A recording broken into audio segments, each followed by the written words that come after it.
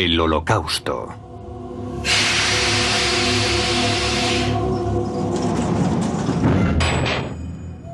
Resistencia.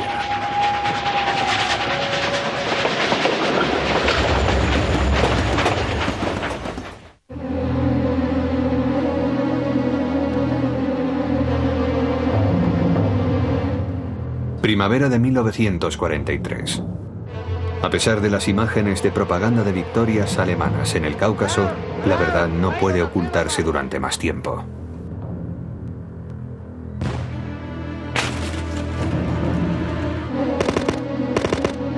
Y la verdad es que Alemania está perdiendo la guerra.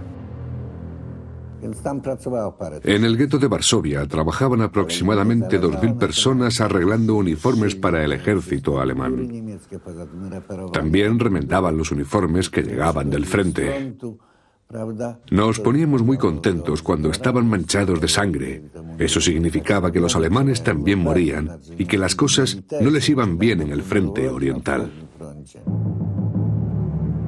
Pero todavía existía un objetivo que Hitler podía alcanzar: la aniquilación de los judíos. Sin embargo, en el Reich empezaba a constituirse un movimiento de resistencia. Algunos trabajadores de las fábricas de uniformes y de botas para la Wehrmacht ponían notas en los bolsillos y en las botas animando a los soldados a desertar. Los soldados que las encontraron informaron del hecho. Se realizó una investigación en Berlín y averiguaron quiénes las habían puesto. Todos pagaron con su vida. En los campos de concentración como Auschwitz, ¿podría la resistencia acabar con los asesinatos? La resistencia no abrevió la guerra, ni siquiera en unas horas. Fue tan solo una cuestión de honor, el nuestro y el del pueblo judío. No tenía posibilidad de éxito. Cuando los judíos de Silje, Polonia, esperaban para ser deportados, había alguien que sabía exactamente a dónde se dirigían. Estábamos esperando en Silje, en una pequeña estación de tren. Y los niños nos gritaron: ¿dónde vais? ¿Van a hacer jabón con vosotros? Nos decían esto porque sabían que íbamos hacia la muerte. No lo sabíamos entonces, pero ellos sí. Algunos fueron testigos de aquella locura. Un soldado austríaco fotografió una redada en busca de judíos. La fuerza bruta frustraba cualquier intento de resistencia. Una mujer con un niño cayó a tierra gritando: «Matadme, matadme». Un SS ucraniano.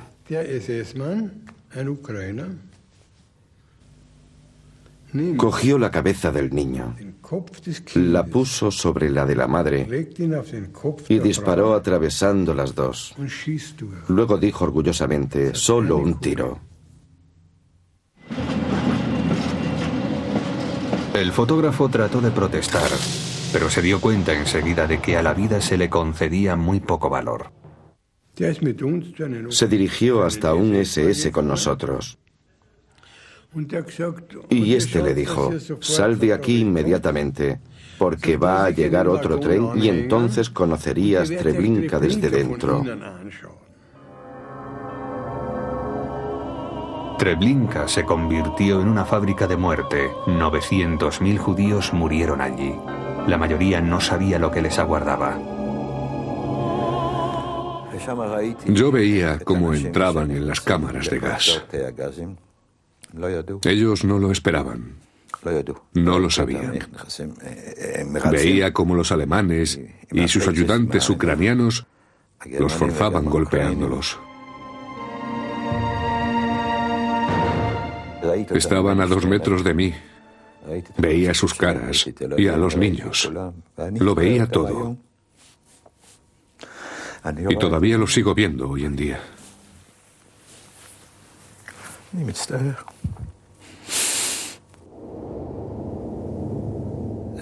En 25 minutos acababan con sus vidas asfixiándolos. Luego no se oía nada, solo silencio. El motor dejaba de funcionar. Un hombre subía por la rampa junto a la puerta grande. Se llamaba Gustav. Se apoyaba contra la puerta para escuchar. Yo testifiqué contra él en Düsseldorf. Le condenaron a 10 años. Gustav Minsberger escuchaba y decía: «Todos dormidos, abrid». Los cadáveres eran incinerados en una fosa abierta. El fuego se veía a kilómetros.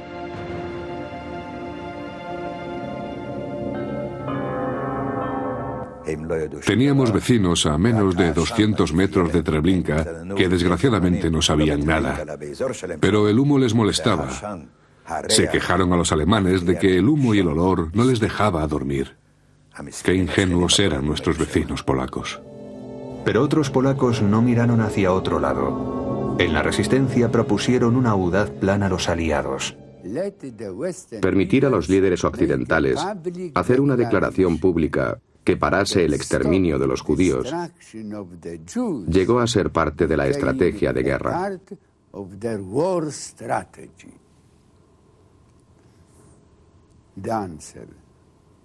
La respuesta: no haremos tal recomendación a nuestros líderes, ni a los de Londres, ni más tarde a los de Washington. A principios de los años 40, los aliados descifraron el código alemán de comunicaciones Enigma. A partir de entonces, casi todas las informaciones alemanas fueron descifradas. Aunque principalmente se fijaban en los comunicados de movimientos terrestres y navales, cada vez se filtraba más información de los campos de concentración. Trabajábamos solo con información operativa. Pero el asesinato de los judíos en Varsovia o en otros lugares como Treblinka no era información operativa. Era valiosa, importante y todo lo demás, pero no se podía hacer nada con ella. No era operativa. La guerra era prioritaria. En los Estados Unidos, el presidente Roosevelt escuchó las súplicas del movimiento polaco clandestino. Tenéis que decirle a vuestros jefes que ganaremos la guerra.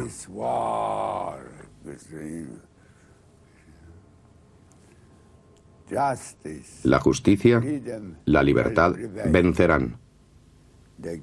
Los culpables serán castigados por sus crímenes.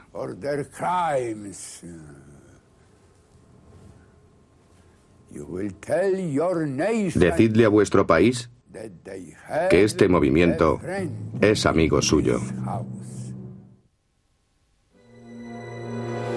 En enero de 1943, Roosevelt y Churchill exigieron la rendición incondicional de Alemania, confiando en que pondrían también fin a la masacre.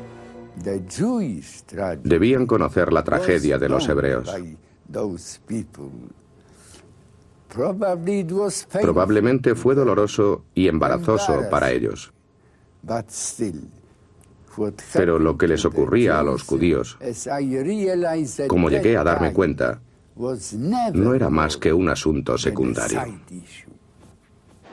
El 18 de febrero, Joseph Goebbels respondió proclamando la guerra total, pero en su discurso, el ministro de propaganda cometió un desliz.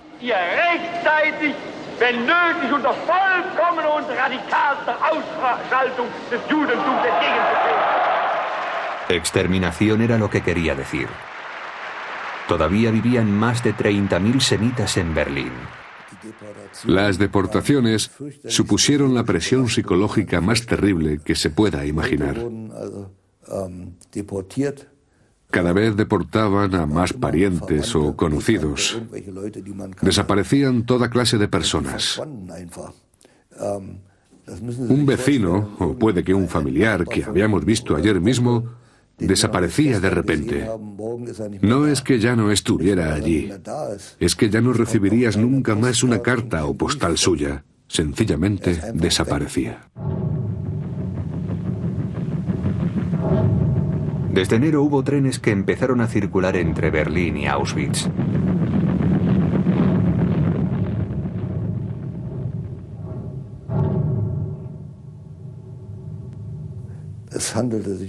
Lo peor que como judío te podía ocurrir es que te mandaran a trabajos forzados. Pero la situación empeoró. Empezaron las deportaciones. Este hecho demuestra cómo se deterioraron las cosas para los judíos. De repente, muchos hebreos, que con cualquier pretexto habían sido declarados exentos, se presentaron ahora voluntariamente para los trabajos forzados. Así que lo que antes era malo, ahora no lo era tanto. Pero el 27 de febrero la situación se volvió todavía peor. La Operación Factoría, como los nazis la llamaban, forzaba a los trabajadores semitas de la industria de armamentos a ir a los campos de concentración.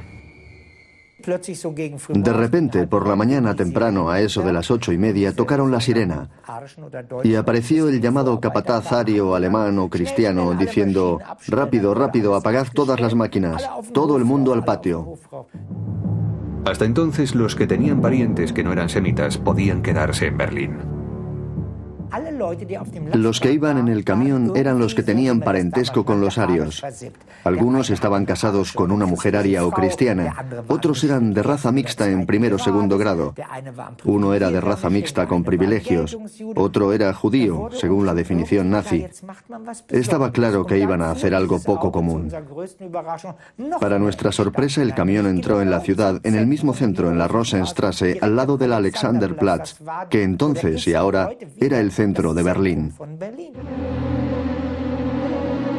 La Rosenstrasse, Berlín.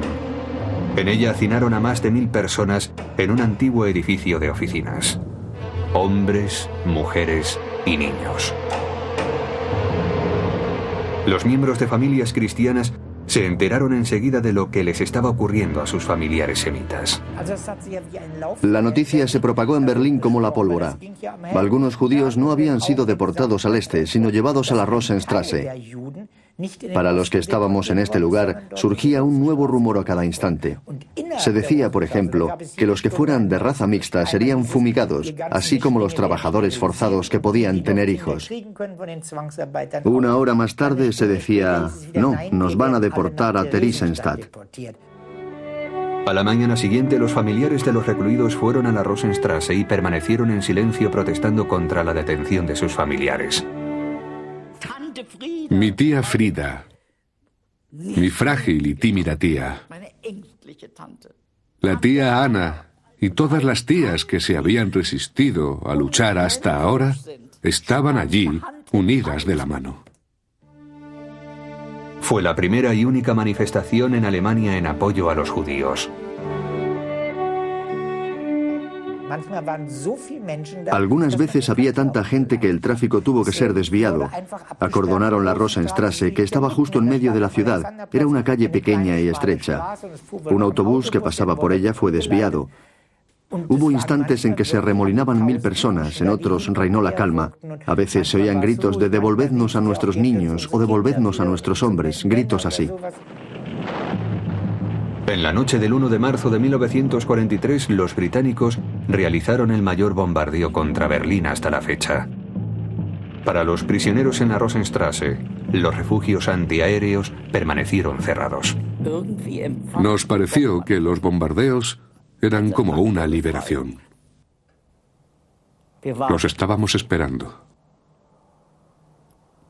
Eran un acontecimiento casi espiritual. Cuando llegaron, todos lloramos, aunque si nos hubieran alcanzado, habríamos muerto. Al día siguiente del bombardeo continuó la protesta en la Rosenstrasse, hasta que ocurrió algo que nadie esperaba. El régimen transigió. Los judíos presos fueron liberados.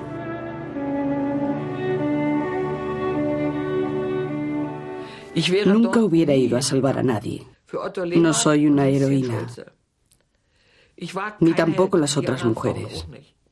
Ni mi madre ni nadie lo eran. Queríamos que nos devolvieran a nuestro padre. Como dije entonces, no habría ido si no hubiera sabido quién estaba allí dentro. Me habría dado demasiado miedo de que me deportaran.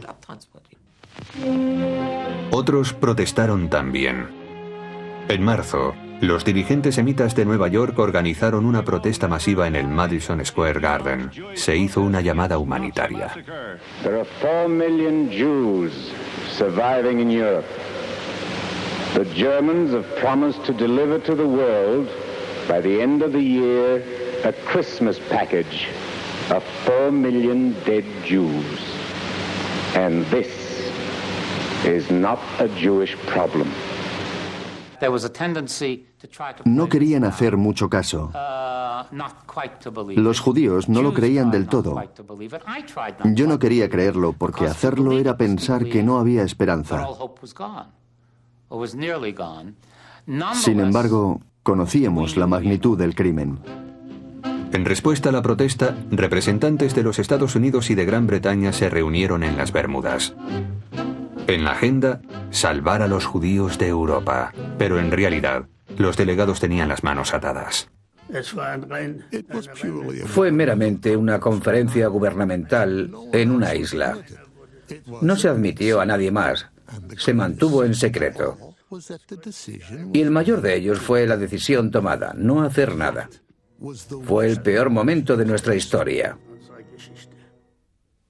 Frente Oriental, primavera de 1943. Las imágenes tomadas por un médico militar muestran cosas de las que no hablaba la propaganda oficial. Para Alemania la guerra está perdida. Para las víctimas de la retaguardia, las noticias del frente despiertan la esperanza. El movimiento clandestino disponía de una radio que nos permitía escuchar varias emisoras.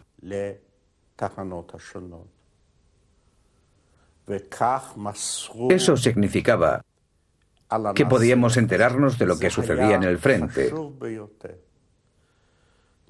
algo que tenía una gran importancia para nuestra moral. Saber lo que estaba ocurriendo nos daba esperanzas y fe en el futuro.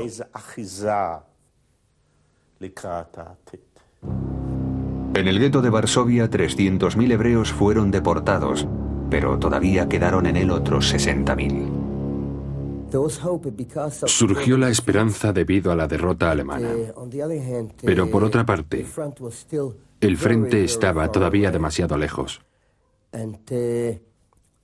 Y la presión del terror era horrible. Pero nos dábamos cuenta de que ya era cuestión de tiempo. Pero esta vez querían defenderse. En el gueto se había formado un movimiento de resistencia, pero ¿cómo conseguirían armas? Estábamos en contacto con el movimiento polaco clandestino. Ellos nos proporcionaron unas pocas armas. El resto se las compramos a los alemanes. Cuando volvían del frente oriental necesitaban dinero para vodka y entonces nos vendían sus armas, aunque muy caras. En enero, Heinrich Himmler ordenó que se limpiara el gueto. En abril se cumplió su orden. Había llegado la hora de resistir. Las deportaciones y las revueltas comenzaron el 19 de abril de 1943. No fue solo un levantamiento de los 500 o 600 judíos armados, sino el de todo el gueto. No se veía a nadie en él. La población semita se había ocultado, pero los combatientes de la resistencia estaban alerta y preparados. Los insurgentes hebreos, y yo también, éramos miembros del movimiento clandestino y de la organización de combate judía. No creíamos en ningún momento que tuviéramos posibilidades de sobrevivir. Muchos podían haber escapado si hubieran querido, pero la mayoría se quedó. No trataron de escapar. Prefirieron morir junto con los demás judíos.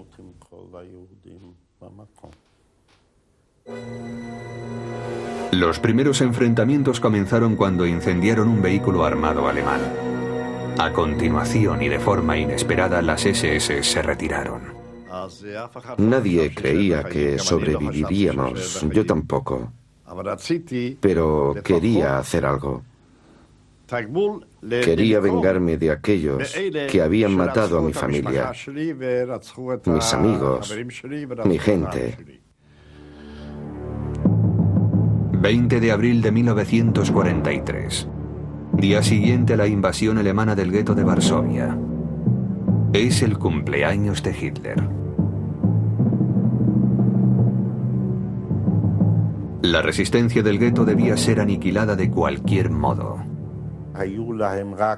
Nuestros combatientes solamente disponían de pistolas y de unas cuantas granadas para la batalla. Eran completamente inadecuadas para la lucha en las calles de la ciudad. Nuestra gran ventaja es que podíamos tomar por sorpresa a los alemanes. Conocíamos todas las casas y los rincones del gueto. Nos ocultábamos sin que los alemanes pudieran alcanzarnos. Al menos durante los primeros días. Esa fue nuestra gran ventaja, hasta que los alemanes empezaron a bombardearnos y a convertir el gueto en un infierno.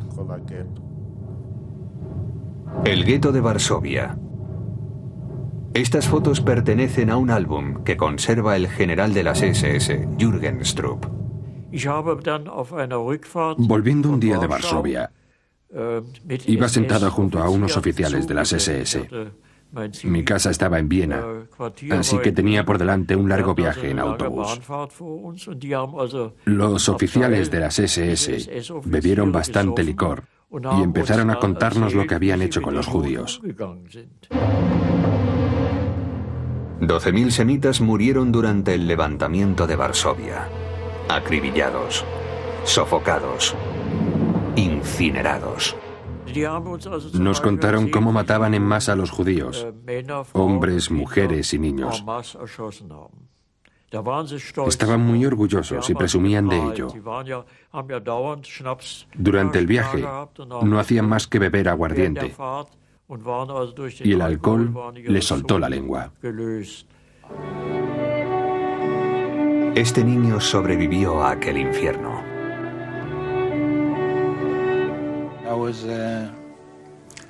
Tenía casi 8 años. Y también mucho miedo. De lo único que me acuerdo es de que me ordenaron que subiera las manos. Muchas cosas de mi vida se perdieron entonces para siempre. Lo recuerdo como si fuera ayer. Esta foto se convirtió en todo un símbolo, el niño judío de Varsovia. Ese niño simboliza al 1,5 millones de niños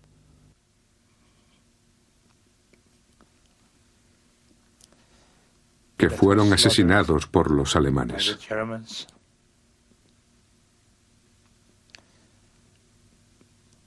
He dicho muchas veces que desearía que 1,5 millones de niños estuvieran a mi alrededor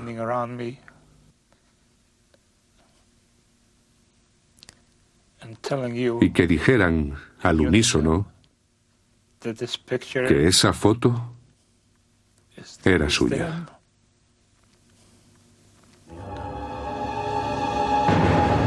Al final, el gueto de Varsovia acabó en ruinas.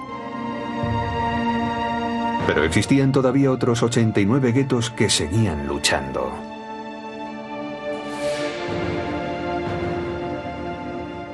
Sin embargo, los levantamientos no podían acabar con las ejecuciones. A pesar de todo, hubo más intentos de resistencia, aunque no tenían la menor posibilidad de éxito. Los que formaban parte de ellos lo sabían. Su único objetivo era morir con dignidad. La resistencia empezaba a manifestarse en todos los campos de concentración de Alemania. El campo de Plaszow, cerca de Cracovia.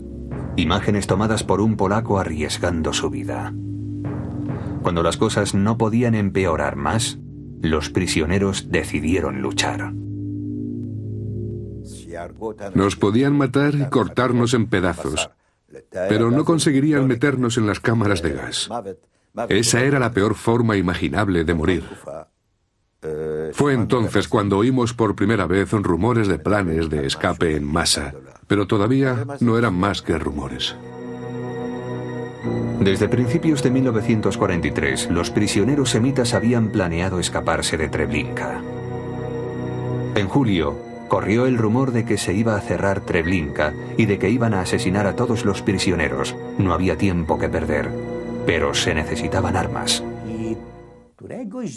Entre dos barracones alemanes había un espacio abierto de unos 6 o 7 metros de ancho. Prisioneros como nosotros habían empezado a construir un pasillo cubierto entre los barracones.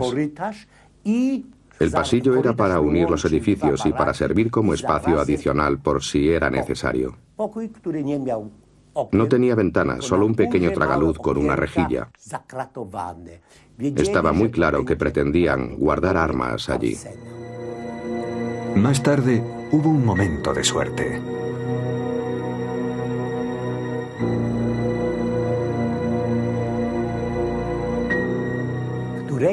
El pasillo fue terminado. Un día los alemanes trajeron una puerta de hierro muy pesada y sólida. La puerta fue colocada en la nueva sala, pero no tenía llaves, y encargaron a nuestros cerrajeros que hicieran una. En lugar de hacer solo una, hicieron dos y escondieron la segunda.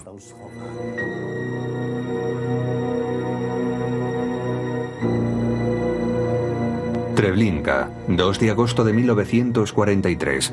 Poco antes de las 4 de la tarde comienza la revuelta.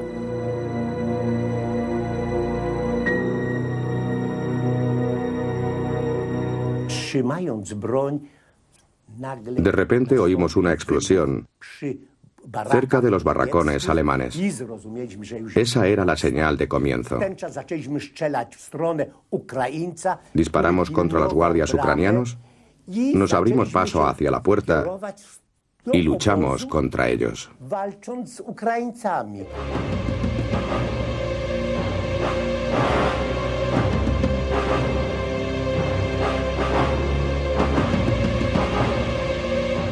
Nos dispararon desde todos lados y desde las torres de vigilancia. Vi que los alemanes corrían en todas direcciones. Ya eran casi las 5 de la tarde y empezaba a oscurecer. Llegamos a un pequeño bosque y nos apretujamos en un refugio hasta que oscureció. Un civil polaco tomó esta foto cuando los barracones de Treblinka ardían. ¿Qué es lo que quedó después del levantamiento? En los dos campos de Treblinka, un infierno en la tierra, del millar de prisioneros que había al principio, 70 u 80 lograron esconderse en el bosque o se refugiaron con los polacos.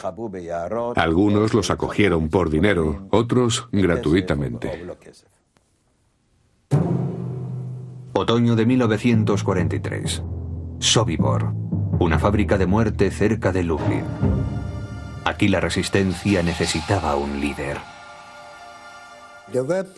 Había planes para un levantamiento en el campo, pero no se tuvo el valor suficiente hasta que un día llegó un camión con unos 30 prisioneros de guerra soviéticos que pusieron a trabajar en el campo. Uno de ellos era capitán del ejército ruso. Cuando le dijimos lo que estaba ocurriendo, se propuso escapar desde el primer día. Mientras los planes tomaban forma, las matanzas continuaban. Me dedicaba a arreglar ropas. Un día, al salir a las 4 o 4:30, Cuando empezaba a oscurecer, olía a fuego. Algo se quemaba. Era olor a pelo, a huesos. Era un fuego muy grande, tan grande como una casa alta. Los verdugos intentaban quitarle su dignidad a las víctimas. Algunos judíos tenían instrumentos de música y empezaron a tocarlos a la luz del fuego. Tuvimos que bailar junto al fuego y el humo de los cabellos y huesos quemados. Los alemanes que estaban allí sabían lo que estaba quemándose y nos obligaron a bailar para distraerse. Esa tarde mi marido me pidió que bailara con él. Y así nos conocimos. Dos personas que se encuentran cara a la muerte, mientras otros planean el levantamiento. No estaba implicado en él porque estaba con una chica holandesa. Y a los holandeses, como no hablaban yiddish ni polaco, se les mantenía un poco apartados. Se tenían mucho miedo de hablar demasiado. Había que tener cuidado porque a la menor sospecha nos mataban a todos. El 14 de octubre de 1943, los prisioneros pasan a la acción. No sabía que nos íbamos a rebelar. No lo supe hasta el último momento en que fui hasta aquel lugar. Tampoco tenía mucho que hacer, pero hice exactamente lo que él me dijo. Quédate aquí. Un hombre no quería matar al alemán y él tuvo que hacerlo en su lugar. La misión de Chaim Engel era eliminar a un SS. Mi mujer me trajo un cuchillo de cocina. Yo le clavé el cuchillo al SS y le dije, esto es por mi padre, por mi hermano y por todos los judíos que has matado. Eso fue todo. Cuando finalmente salió, estaba cubierto de sangre. Yo traté de limpiarle un poco. Creí que sería mejor que estuviera limpio cuando escapáramos. No tenía idea de lo que estaba sucediendo, de lo que haríamos. No sabía nada, solo una cosa. Teníamos que escapar tan lejos como fuera posible. 300 prisioneros escaparon en dirección al bosque. Llegamos al bosque y vimos a muchos judíos de Sobibor.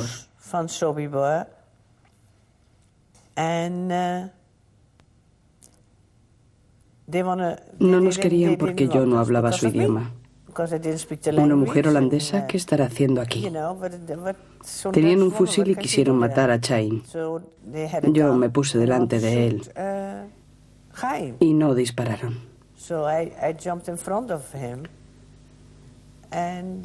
Luego los dos nos fuimos junto con los demás. Después del levantamiento, Sobibor fue arrasado hasta los cimientos. 47 prisioneros sobrevivieron, entre ellos Chaim y Selma, unidos a la resistencia por amor. Siempre haría lo mismo. Exactamente igual.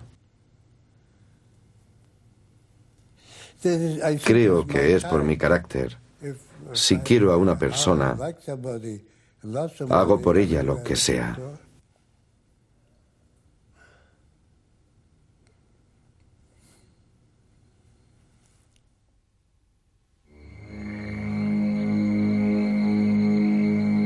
Por detrás de las líneas alemanas, los guerrilleros soviéticos combaten con la ayuda de casi 30.000 judíos.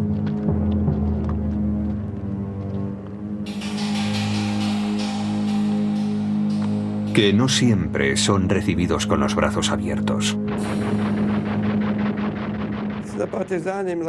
Aunque muchos hebreos combatimos con los soviéticos,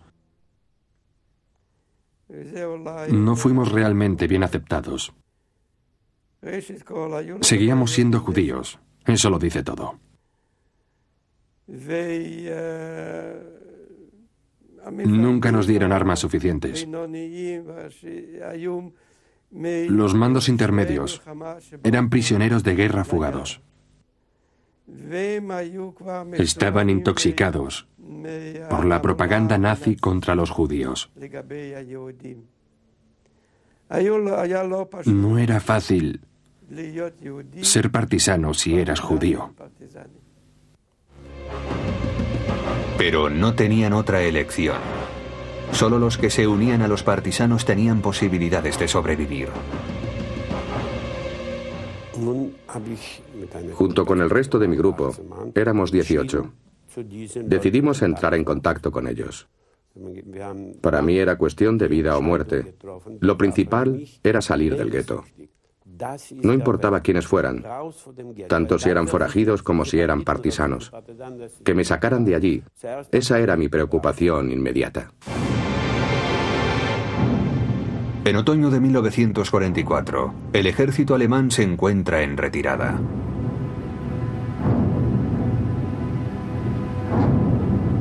¿Qué papel desempeñaron los partisanos en la caída alemana? No se puede decir que fuera una amenaza real para la lucha en el frente. Por lo menos en los lugares que yo conocí, el centro y el norte de Rusia. Donde fueron extraordinariamente efectivos fue contra las líneas de abastecimiento, cuando nos traían suministros de la retaguardia. No se pudo evitar ya que los convoyes de abastecimiento viajaron sin escolta. No es que estuvieran en todas partes, pero sí en muchos sitios. 6 de junio de 1944, el día D. Los aliados desembarcan en Normandía. La derrota nazi es solo cuestión de tiempo. Durante años, oficiales alemanes planearon la muerte de Hitler. Casi todos los conspiradores habían sido admiradores suyos. Ahora había llegado el momento de salvar al Reich. Sabía que la guerra terminaría y que los campos de concentración serían abiertos inmediatamente. Los bombardeos se acabarían. Por esa razón había que arriesgar la vida. Pero el 20 de julio, en el cuartel general de Hitler en la Prusia Oriental, el intento de asesinato fracasa. Hitler sobrevive y quiere venganza. Himmler le hace una sugerencia. Creo, le dijo a Hitler, que deberíamos celebrar un gran juicio y que comparecieran públicamente y luego sentenciarlos. Hitler sacudió la cabeza y contestó: no, Himmler, no nos conviene. Si celebramos un gran juicio público, tendremos que dejar que esa gente hable. Y puede que haya uno que hable demasiado y explique por qué lo han hecho. Eso podría ser peligroso. El juicio se celebró a puerta cerrada. Las sentencias de muerte habían sido dictadas antes de que comenzaran las sesiones. Entre los conspiradores ninguno arguyó el genocidio de los judíos como motivo principal del intento de asesinato. Solo un hombre habló de ese crimen, Ulrich Count von Schwerin-Swanenfeld.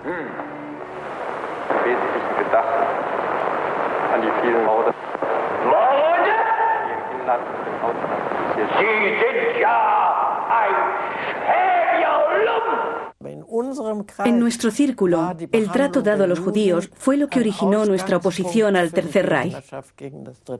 Eso está fuera de duda. Por oponerse a Hitler, 10 hombres fueron ejecutados en la prisión de Plautzensee de Berlín. ¿Cuál habría sido el resultado de matar al tirano? Creo que si la conspiración hubiera tenido éxito, la guerra habría terminado un poco antes y menos zonas urbanas habrían sido destruidas. Menos personas habrían muerto. Pero a fin de cuentas, la diferencia no habría sido grande. Incluso en nuestros días, hay gente que dice que Hitler habría salido hacia adelante. Estas imágenes de propaganda del lago Wannsee, Berlín, del verano de 1944, ofrecen la apariencia de que las gentes están contentas y viven en armonía. Pero realmente, muchas personas llevan una vida horrible en la capital. Entonces le dije que el hijo de Heinz estaba allí. Creo que estaba de permiso debido a una pequeña herida. Jugábamos a las cartas con frecuencia.